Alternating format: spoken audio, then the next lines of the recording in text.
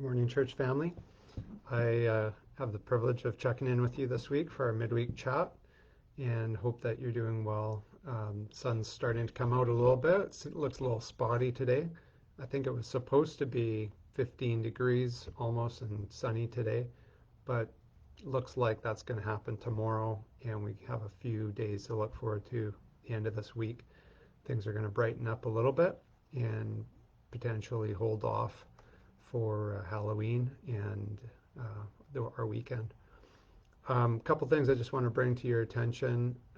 One is we have another drive-through planned for this Saturday, our Harvest Carnival drive-through, and we are inviting all families to think about coming out to that. We're going to have candy, games, prizes, and Sylvia's been working with Sherry on creating a really fun event, and we know that'll be a good time, sort of a pre-Halloween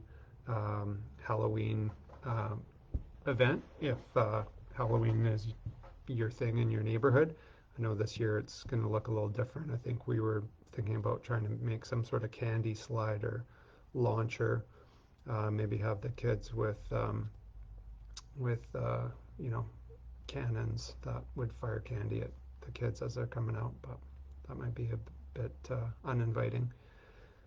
Anyway, we'll figure all that out, but the main thing is the drive-through, so plan to come out to that. It's going to be from 3 to 5 this Saturday, and we have been asking if you have candy that you sort of want to donate to that we'll be able to spread around to drop that off at the office, and we'll look to spread that around. We had a great day on Sunday, and Dave delivered a great message on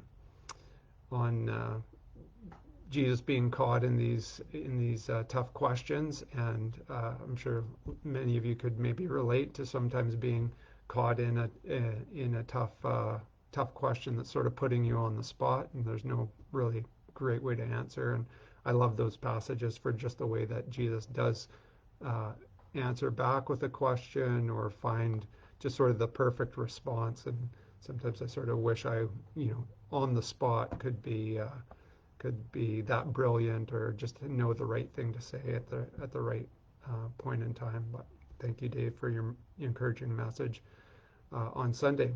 This week I'm preaching, and our passage is Joshua chapter 3, the crossing of the Jordan. It seems like we sort of have been leading up to this point, and in some ways feels like the breakthrough event of the exiles coming out of Egypt and wandering in the desert, and now Israel is coming up to a point of actually taking the land. We referred a few weeks ago to the fact that Joshua actually came back with the spies and had the good side of the report, but some other of the spies were definitely measuring up the competition, and were intimidated by those who were in the land. Here we actually see them crossing over and about to take the land, and there's some interesting connections to Moses, to the crossing of the Red Sea that I think are obvious in the passage. So I just encourage you to take a look at Joshua chapter 3, and actually the whole chapter, and maybe even a little bit into chapter 4 gives us a good grounding in the story itself. So looking forward to sharing that with you on Thursday, actually Thursday for our in-person, and then Sunday for those of you online. And we will be putting out a link in Church News if you'd like to register to come to the in-person event. We had our AGM last week on Tuesday night, and I don't think I really need to say a lot about that, but I just thank you to all of those that put in time to make that happen. Our tech pieces doing Zoom and putting that together was a little bit of a new adventure, and again, thanks to Eric and Eric for all the work that they've been putting in on the tech side of things, and the rest of our team as well. I just want to close off today by reading Psalm 107 from the message to you. I'm not going to read the whole psalm, but a portion of the psalm. And you can see the connection that the psalm has with reflecting back to the Israelites wandering in the desert and God making a way for them. And the writer of the psalm really encourages the readers to reflect on God's love for them.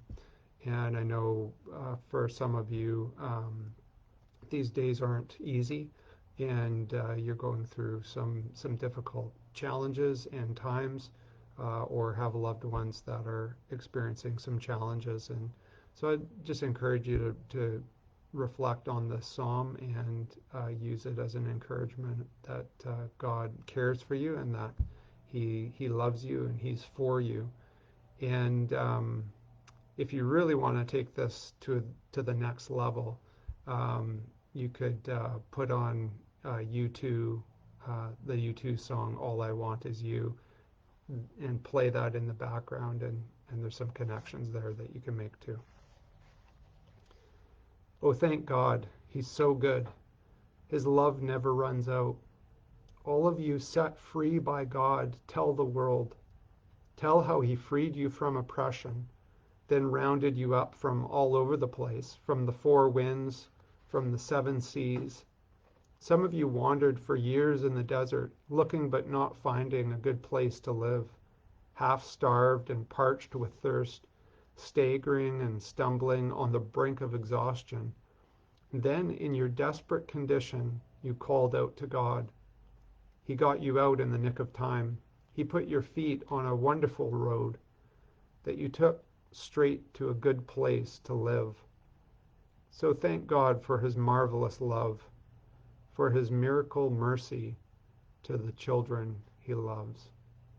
Blessings on your week. Good to visit with you this morning, and we'll look forward to seeing you sometime face to face. Blessings.